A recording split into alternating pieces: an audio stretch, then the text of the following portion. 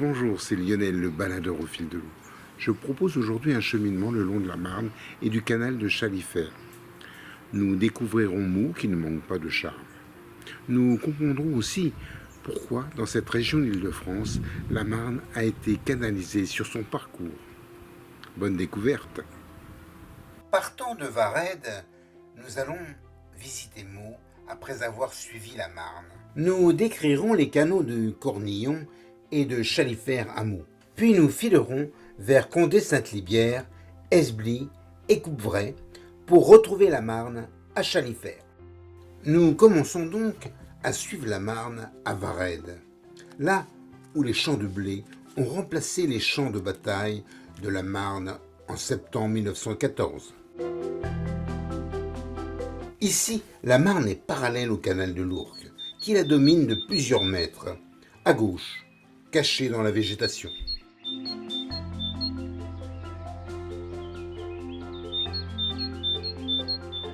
La Marne, qui fait 414 km, a déjà parcouru ici 428 km. Il ne lui reste donc que 86 km pour atteindre Charenton.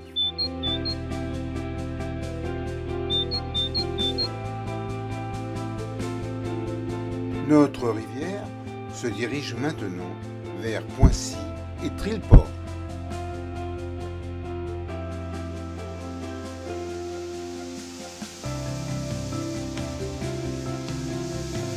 Puis voici Poincy, où une peuplerie rend la halte nautique fort agréable.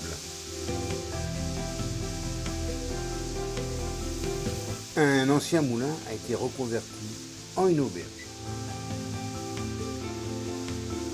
Nous arrivons à Trilleport avec ses deux ponts, un ferroviaire et un sur la route de Meaux.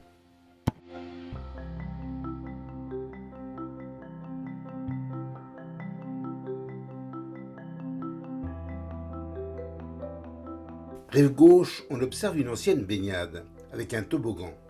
Elle semble maintenant désaffectée.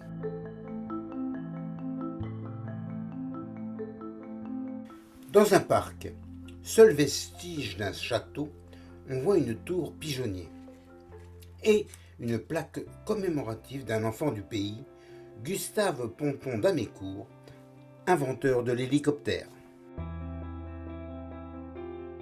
Puis voici Fublaine, avec son église modeste.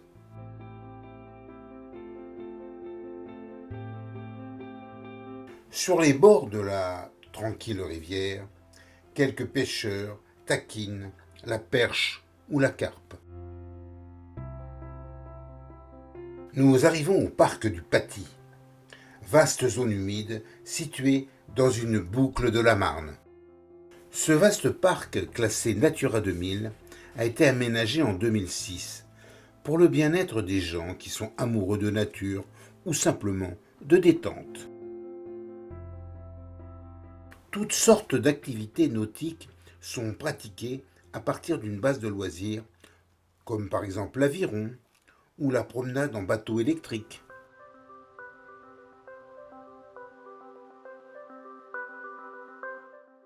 Un espace de baignade, jouxtant des lieux de restauration ou d'animation, est bien fréquenté l'été.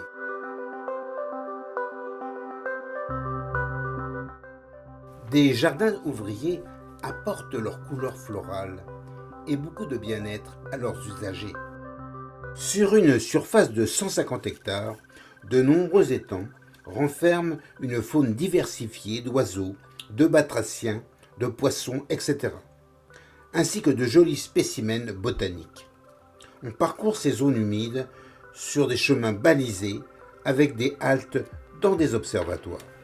Quittant le parc du Paty, nous nous dirigeons vers Meaux, passant devant la halte fluviale.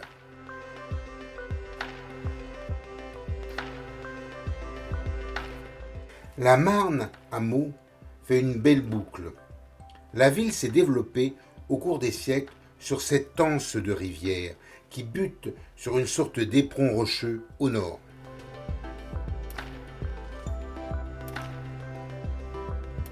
Le centre-ville est situé au bord de la Marne, qui est ici large et bien dégagée. Elle accueillait depuis le Moyen-Âge des moulins près du pont du marché que l'on voit au loin. Ceux-ci ont disparu suite à un incendie en 1920.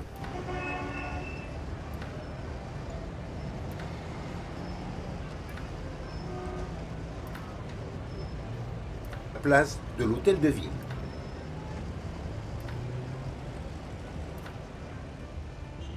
La cathédrale Saint-Étienne est de style gothique, avec 3 portails. Elle a son origine au XIIe siècle. On voit ici la façade sud. Bossuet, évêque de Meaux, a sa tombe dans la cathédrale. Le vieux chapitre date du XIIIe siècle. C'est un des rares exemples de l'architecture de cette époque. Il faut sous aucun prétexte louper les jardins du palais épiscopal. Ce palais, devenu musée, possède des arcades Renaissance, refaites à partir du XVIIe siècle. Bossuet, célèbre évêque du XVIIe siècle, aimait se promener dans ces jardins, qui embaument grâce à de belles variétés de roses. Des remparts protecteurs de la cité ont été en partie conservés.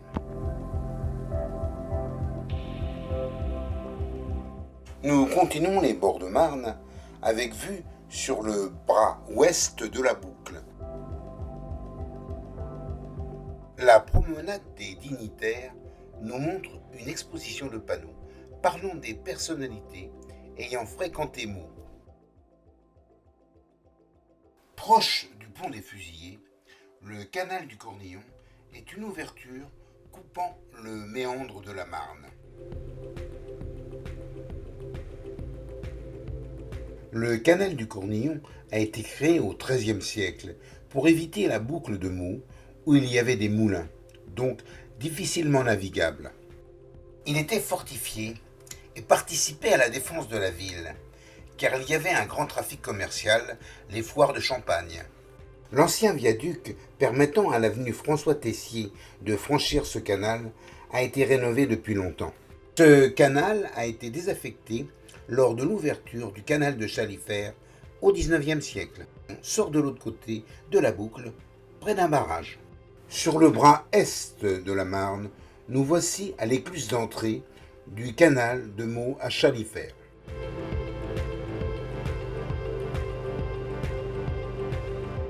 Les bateaux sont obligés de prendre le canal, car la partie en aval sur la Marne leur est interdite depuis de nombreuses années.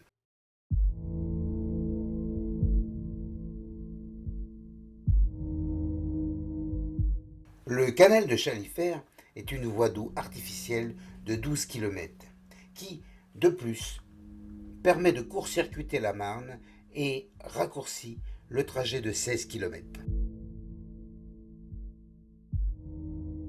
Les canaux existent dans la région depuis la création du canal des Ducs, dans le Valois, sous François Ier. Un canal permet en principe une navigation toute l'année, car les rivières, elles, sont parfois turbulentes en hiver ou manquent d'eau en été. Le canal a une pente presque nulle. Situé à l'altitude de 44 mètres à Meaux, il descend doucement vers Chalifert, situé à 42 mètres d'altitude. On voit sur la carte, à hauteur de Mareuil-les-Meaux, la promiscuité des deux voies d'eau, séparées par l'île Saint-Denis, couverte de cultures. Nous sommes en effet sur une bande de terre, entre la Marne à droite et le canal à gauche, dans le sens amont-aval.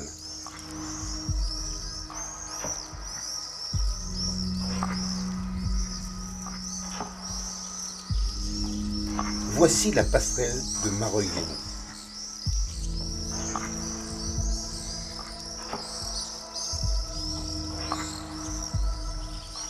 Vers Quincy-Voisin, le canal est fortement encaissé et entouré d'une végétation arbustive importante.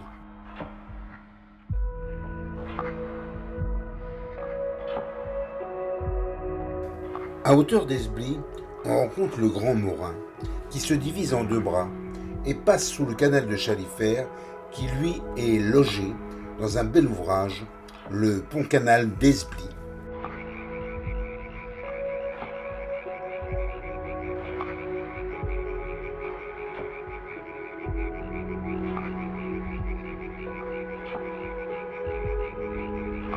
On peut voir sur la carte une forte arrivée d'eau sur le canal de Meaux à Chalifert, par un autre affluent, le canal latéral au Grand Morin.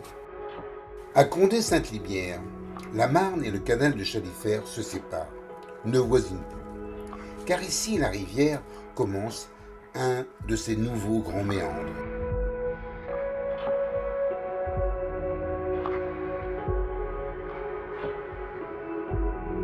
Condé-Sainte-Libière nous offre la vue d'un château avec une église logée dans les bâtiments. Ce château est dédié de nos jours à la location pour des événements festifs, culturels ou professionnels.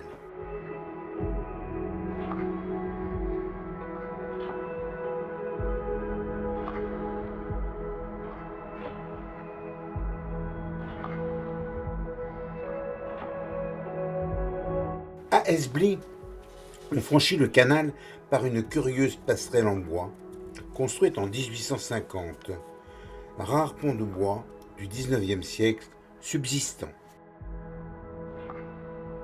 Nous voici donc à Esbly, ville de 6000 habitants, à cheval sur divers cours d'eau, comme le canal de Chalifert, le canal de l'Ourcq, du Morin et aussi la Marne.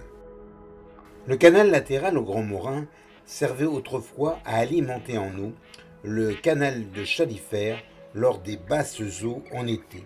Cette fonction lui a été enlevée par la présence d'une écluse à Meaux que l'on a vue et qui régule maintenant le niveau d'eau du canal.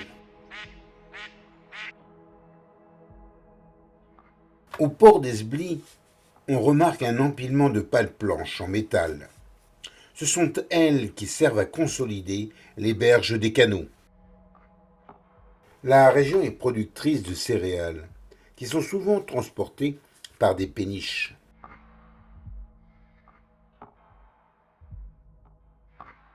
Le chargement se fait par l'intermédiaire de grands transbordeurs venant des silos vers les bateaux.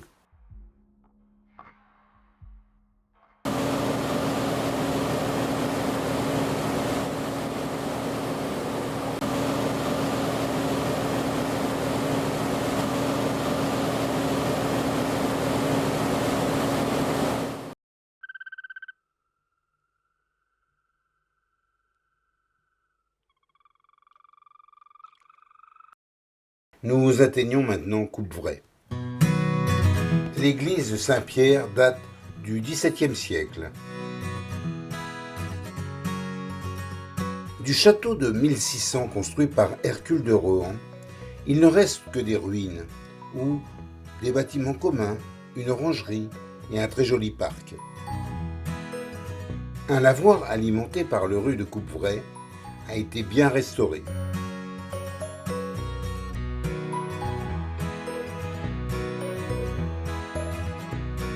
Louis Braille, l'un des créateurs du procédé de lecture utilisé par les aveugles, est né à Coupvray.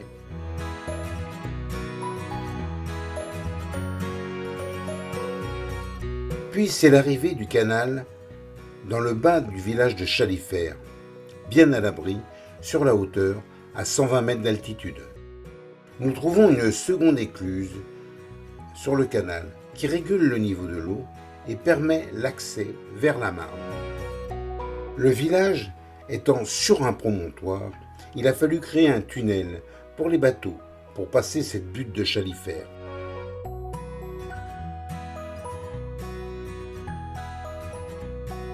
De l'autre côté, un bassin permet aux bateaux d'aller et venir vers une écluse s'ouvrant sur la Marne.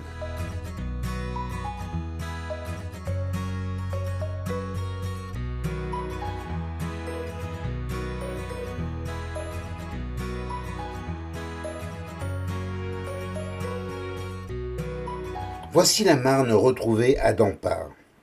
C'est ici que nous terminons notre déambulation. À bientôt pour un prochain trajet sur cette rivière de Seine-et-Marne.